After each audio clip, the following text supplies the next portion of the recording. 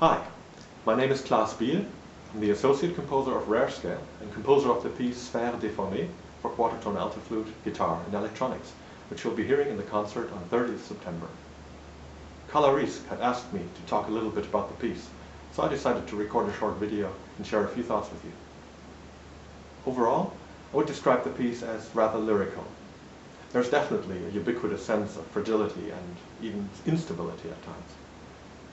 When I was working on the concept for the piece, I was mainly interested in two different aspects. First, the exploration of paradoxical elements, and second, the development of dynamic microtone systems that undergo constant transformation throughout the entire piece.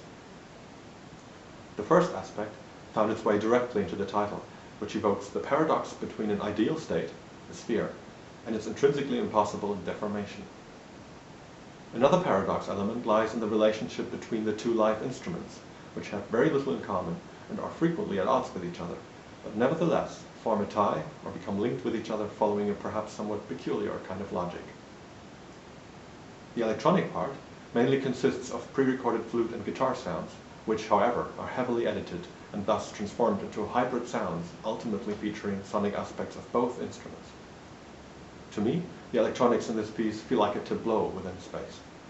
In other words, while they define boundaries, it becomes clear that there is also something beyond these boundaries. The second aspect I mentioned deals with the idea of processes of transforming microtone systems, an element that frequently features in my music. What this means is that, generally speaking, pitch hierarchies in the music keep changing all the time, following a number of rules determined by predefined algorithms. This way, I can create and explore new and perhaps unexpected yet logical types of harmonic progressions without having to rely on traditional and potentially exhausted techniques. This leads to another element I'm very interested in, which could be described as a double ground regarding the layer's expression on the one hand and construction on the other. Naturally, this approach cannot be applied to all types of instrumentations, considering that it involves very detailed and complex microtonal harmonies, which pose quite a challenge to the performers, especially with regard to intonation. But I felt it would be really appropriate for this particular setup. With the electronics, I had full flexibility anyway. The Kingma system alto flute also offers a wide range of microtonal possibilities.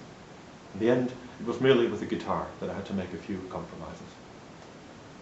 What I hoped to achieve with this work was to create music that communicates a sense of unique beauty, which is constantly on the brink of changing, disappearing, expiring, a type of beauty of which it is difficult to say whether it is actually real or not. Well, I think I'll leave it at that. I hope you enjoy the concert, and thanks for watching.